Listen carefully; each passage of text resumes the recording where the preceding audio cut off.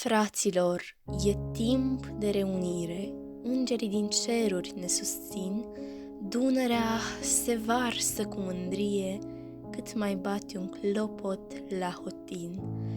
Tricolorul doarme, întins pe câmp, dus de vânturi care bat spre mare, dar în graiul nostru atât de sfânt, doina se răspunde prin izvoare. Urcă în cer Carpații mai vânjoși, Prutul își lasă apele în deltă. Țara mea cu ochi așa frumoși, te știam mai singură, mai zveltă. Patima română se păstrează dincolo de orice anotimp. Timpul însă glorios pictează râuri, lacuri, munții de argint.